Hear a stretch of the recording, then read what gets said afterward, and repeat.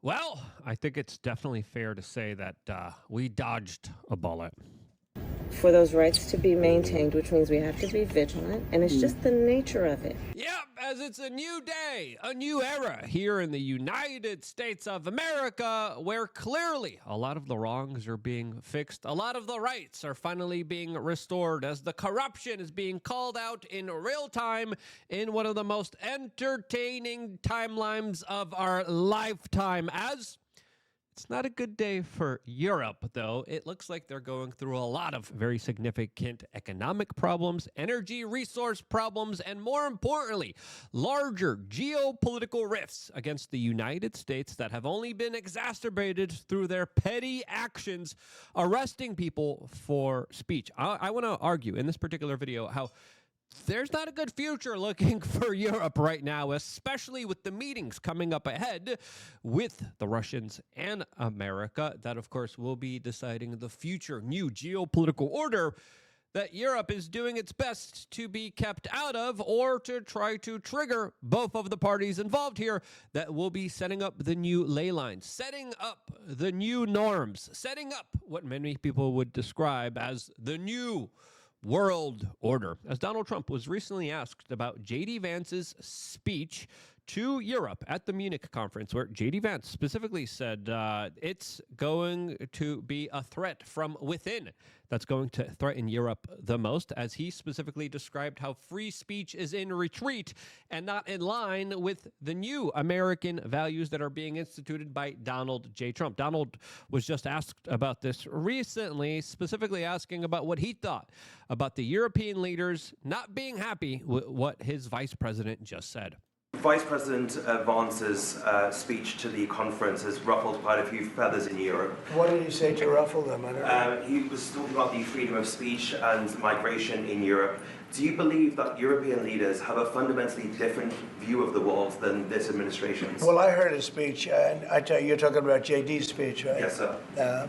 I heard his speech, and he talked about freedom of speech, and I think it's true in Europe. They're losing their wonderful right of freedom of speech. I see it. I mean, I thought he made a very good speech, actually, a very brilliant speech. Yeah. Europe has to be careful. And he talked about immigration. And Europe has a big immigration problem. Just take a look at what's happened with crime. Take a look at what's happening in various parts of Europe. I thought his speech was very well received, actually. I've heard very good remarks. Yep, as of course there are many self-inflicted wounds that the Europeans are giving themselves right now that really do lead down to a larger pathway of their utter destruction and the destruction of other Western civilizations that are set up to fail under these leaders that are selling out the general public. And one of the biggest ways that they're doing that is about free speech. Now, Trump and Vance, they're not just talking about free speech because it's a principled issue, as of course it is. It's a very important one. But free societies are usually correlated with prosperous societies. And the more you restrict speech, the more you try to censor people for their political ideas, the more you stop people from having a fair shake at it and having an honest political discussion, the more you hinder and hurt yourself. As in Germany, an influencer, a person was just fined 6,000 euros for posting facts about immigration statistics and crime rates. Yes, telling the truth in Europe will now lead you in jail. As in the United Kingdom, hundreds have been charged for speech-related crimes under the Orwellian Online Safety Act that rules. Oh, you offend someone, you hurt someone's feelings, someone just decides to take offense because some people are now soft and limp-wristed and are just decide that they don't like what you're saying just because jail, which is absolutely crazy. As Elon Musk has pointed out that in 2030, this is going to be you for making a Facebook comment that the UK government didn't like. And this levels of absurdity is just on the heels of what happened with the United States reminding Europe, hey, this is a common value that we previously shared. We should actually take care of it. What are they doing? They're trampling on it, signaling once again larger problems that, of course, might not just end NATO and the United States involvement in it, but might end a lot of other bilateral relations that are going to be strained during the next 4 years of this Trump administration that is going to be shifting the geopolitical landscape in ways that many people can't even predict themselves. As we just got this crazy clip from 60 Minutes highlighting the larger kind of vulgar, abusive, bureaucratic, nasty, disgusting state that prides itself on stealing people's property when they make political expressions that they just don't like. That's clear. Is it a crime to insult somebody in public? Yes. Yes, it is. And it, Why? You should be able to insult people as you want. That's how we show friendship in New York City. We used to, until it got soft. But we used to bust each other's balls. That's how you do it. You're supposed to do that. And these guys are making it a criminal offense, which is insane. it's a crime to insult them online as well? Yes. The fine could be even higher Yeah. if you insult someone in the internet. Why? Oh, very good. Yeah, you go to jail. What are you doing?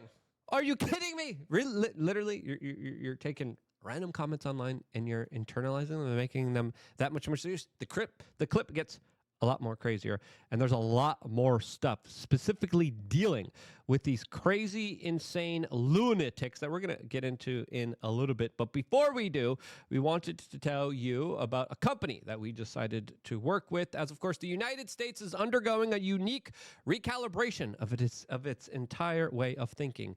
And one key point of the Trump administration is geared towards health, and the way the administration looks at it is from a standpoint of a healthcare system that actually works. Because of that, I wanted to tell you about the sponsor of today's video, Promino Nutritional Science, that trades with the ticker symbol MUSLF.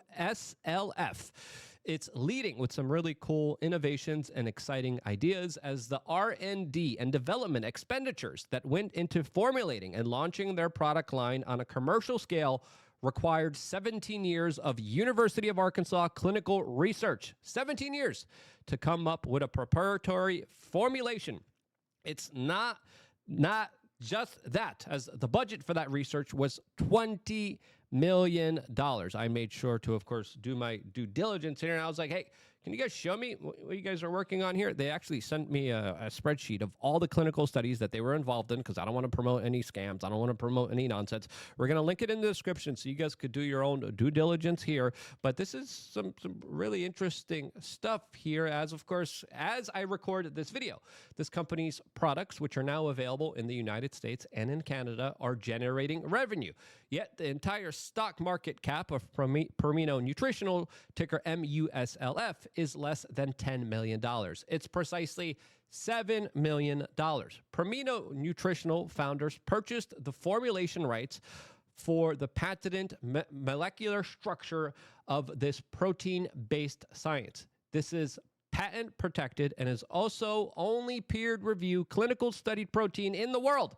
Have you ever heard of a company trading for 1/3 of the cost of the R&D that went into the product?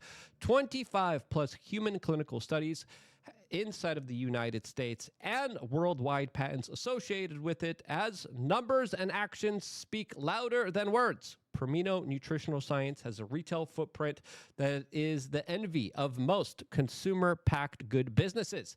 It has clinical proven patented formulas 2 times more effective than whey protein, sugar-free, low-calorie options, as Nielsen, one of the premier consulting firms in the globe, and taste makers concluded a lot of positive results about Promino's patented protein products.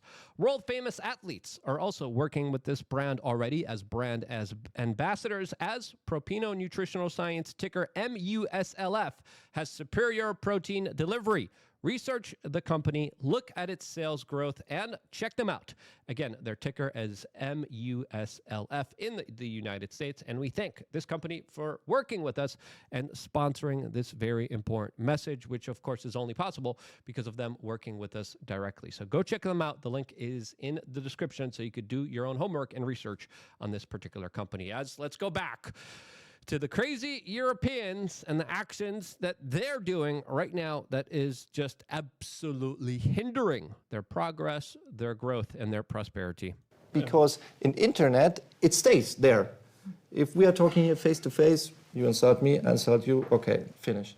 But if you're in the internet, if I insult you or a politician, That sticks around forever. Yeah. If somebody posts something that's not true, and then somebody else reposts What a ninny soy boy. He needs some protein in his life. it or likes it, are they committing a crime? Yeah, in the case of reposting, it is a crime as well, because the reader can't distinguish whether you just invented this or just reposted it. That's the same for us. The punishment for breaking hate speech laws can include jail time for repeat offenders. But in most cases, a judge levies a stiff fine and sometimes keeps their devices. How do people react when you take their phones from them? they are shocked. They are shocked. Look at the glee on the reporter from 60 Minutes. Like, yeah, how do you feel when you took their stuff? Yeah, did it feel exhilarating? Abusing the position of power that you're in and taking away people's opinions to be able to think? Are you freaking kidding me? This is evil. This is tyranny. As Elon Musk says, thank the Lord that America has freedom of speech, because this is an out of this world, insane 1984 technocratic dystopian future that is extremely dangerous for any free society. As of course, they're doing this. They're literally doing this. As J.D. Vance literally went to Europe and said, hey guys, let's respect free speech. This is how they respond. And this is signaling the larger decoupling that's going to be happening between Europe and the United States, in my opinion, as J.D. Vance, the vice president of the United States, responded to this clip and these fat cat bureaucratic leftoid woke ninnies of the state by saying insulting someone is not a crime, and criminalizing speech is going to put real strain on European-U.S. relationships. This is Orwellian, and everyone in Europe and the United States must reject this lunacy. Yes, as of course the people in the United States did reject it by rejecting Kamala Harris that wanted these ideas perpetrated, implemented. We have news reporters on CBS News that are literally comparing free speech and saying that they somehow caused genocide. No. The opposite of that, little Karen, okay?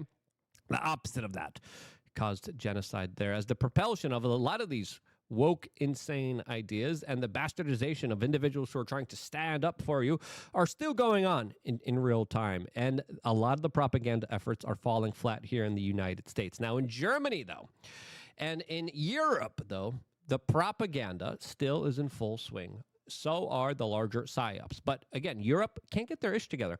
Right now, with larger negotiations happening amongst the United States and Russia, specifically about the future of Ukraine, you see many European nations get in the way of it and try to take away leverage from the United States. Donald Trump doesn't forget about that. Donald Trump, he's vengeful. He doesn't forget when you try to screw up his art of the deal. He's tried to work out a deal. And the people in the United Kingdom, the politicians that are connected to the royal family that really love small children in all the worst ways, those people are literally coming out and saying, well, if Trump's going to cut support, we're going to give you support. Why would you be undercutting the United States here when it comes to negotiations that are still currently underway? As Germany just rejected the UK's plan for troops in Ukraine, as of course the Europeans can't get their ish together. They can't agree on the same thing, and they are fighting each other. J.D. Vance, in his speech, literally talked about the potential collapse of transatlantic alliances. If Europe can't get their ish together, if they could just stop trying to subvert the United States with larger peace deals that Donald Trump is trying to do here, maybe we could work something out here. But clearly, there is a larger issue here that we are standing on principle that is absolutely critical and key. And it's not just the principle of the issue. Again, that's important. But Donald Trump realizes, people are being censored for expressing populist right-wing ideas. The future of Europe is going to be overwhelmingly left-wing, especially when you have so much abuse by the left-wing democratic liberal political parties that look to codify themselves to be in power forever. And they do that with open immigration. They do that with, of course, these free speech laws. Donald Trump understands that if he's going to have people that are going to want to work with him, they're going to have to be on conservative side. They're going to have to be on the right wing side. They understand there's no future in Europe if Europe is just going to be insane, woke, and left. And that's why I think they are standing on these larger values, because they understand that this is the only thing that could change the course of Europe.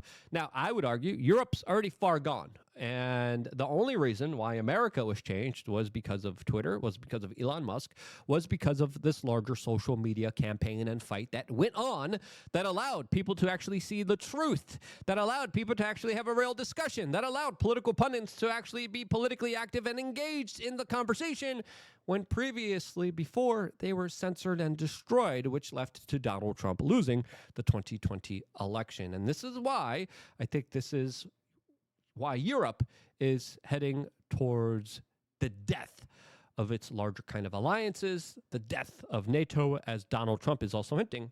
I'm just going to leave NATO. You guys are going to, work behind my back to screw over my deals. You guys are going to criticize us. We told you respect free speech, and this is how you respond?